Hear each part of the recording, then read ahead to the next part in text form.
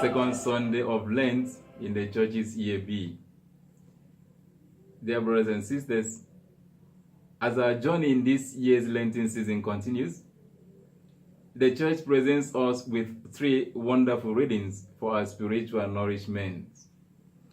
In these readings, I find the central message for today and for the entire Christian life in the question of the second reading from the 8th chapter of St. Paul's letter to the Romans. If God is for us, who is against us? It is another way of formulating the question which we find in the same chapter. The question that says, what can separate us from the love of God?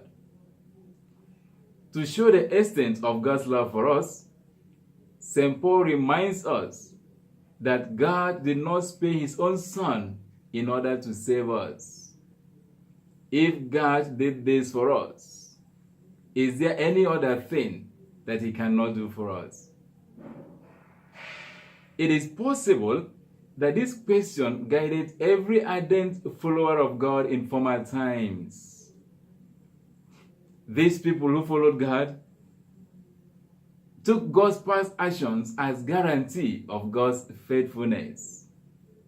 In some cases, they blindly followed God without a prior blueprint of God's past actions.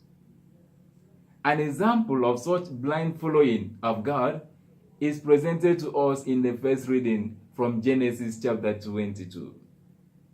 Dear brothers and sisters, the context of this reading is important for its deeper appreciation. According to Genesis chapter 12 verse 4, Abram was 75 years old when he started his journey with God. At this time, God promised to bless those who bless Abram and curse those who curse him. Abram believed God. At the age of 86 years, because of the inability of his wife Sarah to conceive, Abram had Ishmael through Hagar, the slave of Sarah. Ishmael was not a child of the covenant. 13 years after the birth of Ishmael, God again renewed his promise to Abraham. He told Abraham to walk in his presence and be perfect. Then God will bless him and make him numerous. Abraham was 99 years old.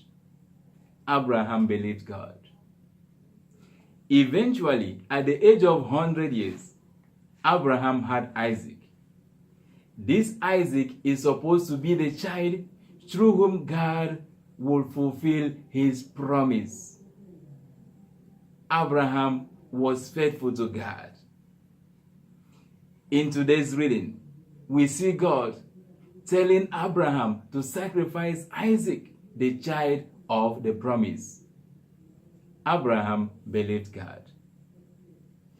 Dear brothers and sisters, this was Abraham's ultimate test. Abraham was a man who was with God. God was with him, and he was with God. He did not allow his trials or temptations to overwhelm him. Tribulation is not a sign of divine abandonment.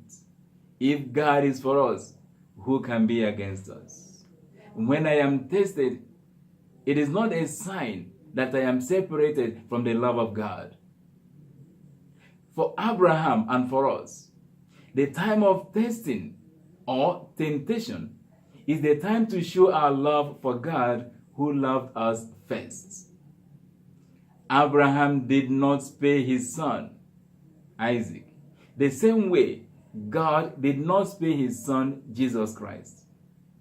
So, we see in the sign of Isaac an image, a shadow of the real sacrifice of Jesus on the cross of Calvary. How can we repay the Lord for his goodness to us? What do we sacrifice in order to possess for all eternity the life of grace. The life of the child of God is not only a life of suffering and cross. Dear brothers and sisters, the Easter glory is also our glory. The glory of Jesus is our portion.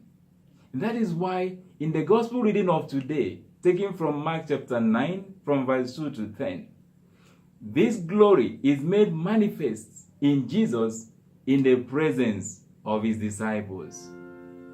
The transfiguration of Jesus is our own transfiguration. It is not a transfiguration that happens overnight. We become transfigured only when we walk in the presence of the Lord. If we read the transfiguration account from Luke chapter 9 from verse 28, we are told that this transfiguration took place in the context of prayer.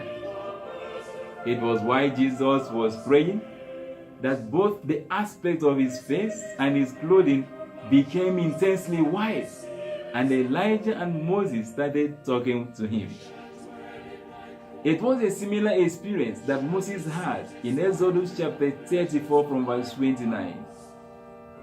After staying on top of the mountain for 40 days and 40 nights encountering God, Moses did not know that his face was reddened because he had been talking with God.